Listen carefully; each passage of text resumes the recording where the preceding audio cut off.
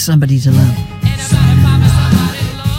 So he's funny, he's a good television presenter, he's an actor, and now we know he can sing. He's just releasing his first album, Jason Manford, and he was on Loose Women and saying he's just lost weight after he was on holiday with his children and got stuck on a water slide, which is a pretty embarrassing moment, I would imagine. But then there's Amanda.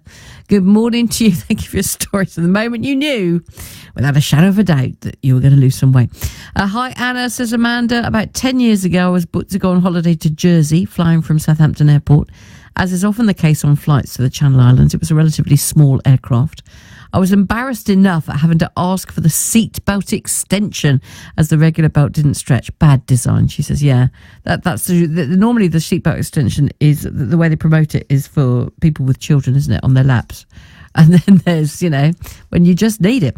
I was mortified, though, embarrassed enough, but then mortified, she says, when the stewardess asked if I could move to the back for takeoff as there was more weight fore than aft. That is awful. No.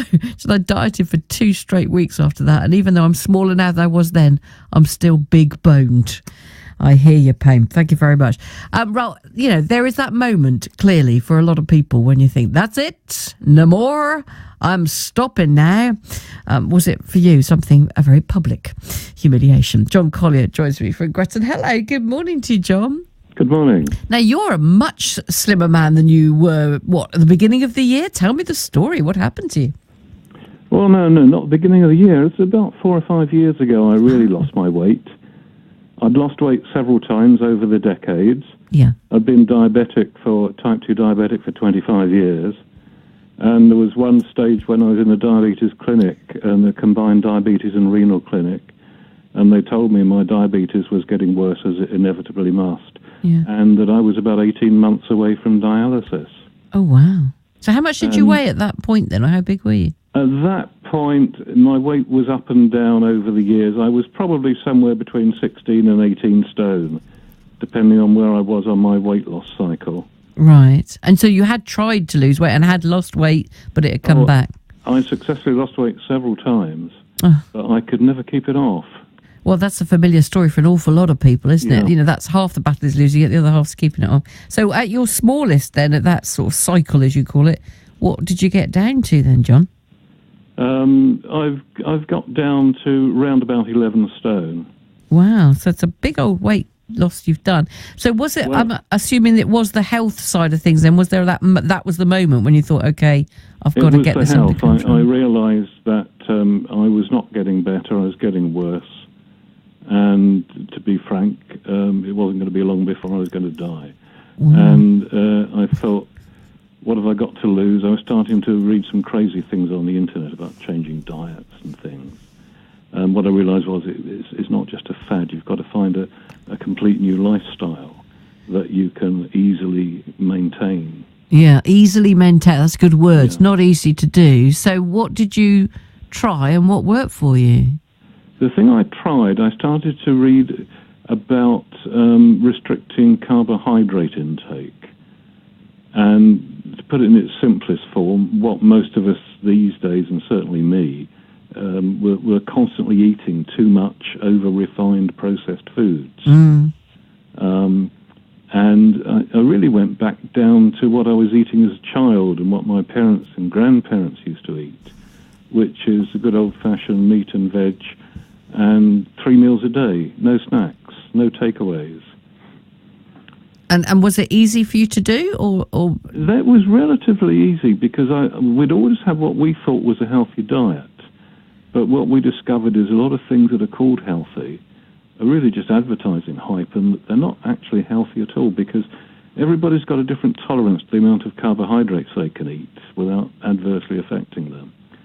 And in my case, it was fairly low. I mean, the average person, when you work it out, eats 300 or more grams of carbohydrate a day. And in my case, when I just cut things back and halved it, that was enough, luckily, to make a difference. So diabetes-wise, that started to be noticeable, did it?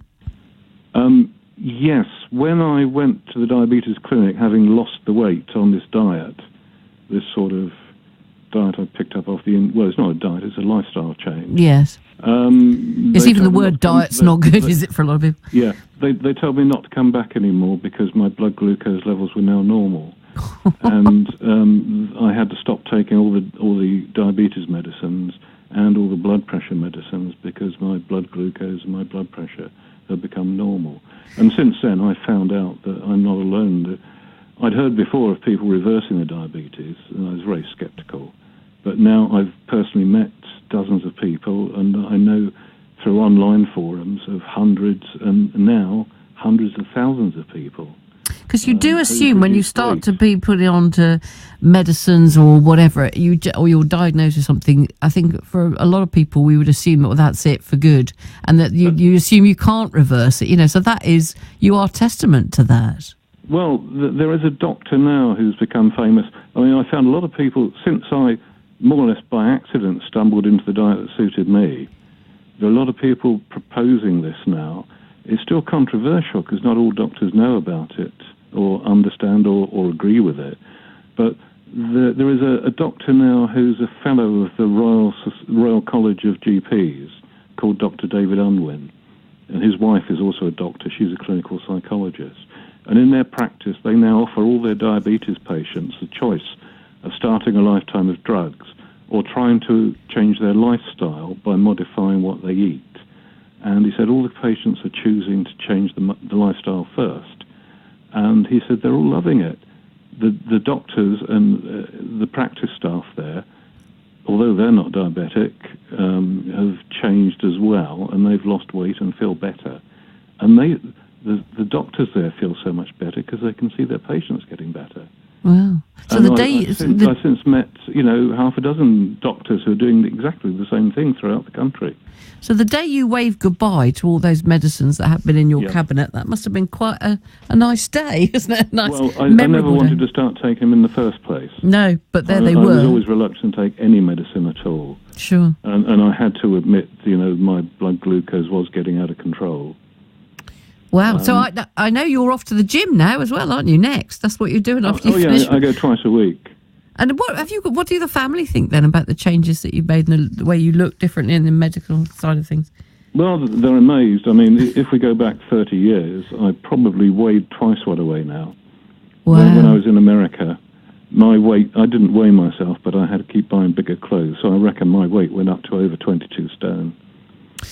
Wow, you're an inspiration. Thank you very much for that. Enjoy the gym and getting that exercise in that's part of your weekly routine. Now, John Collier then from Gretton, who says it was quite a serious thing that made him turn and think, okay, that weight's got to start coming off and stay off. That's the key as well, isn't it? Even if you can manage to lose the weight, can you hold it off? And he says for him it was a health thing, and has now managed to sort of reverse the drugs that he had to be on for his diabetes. Half the man he was 30 years ago.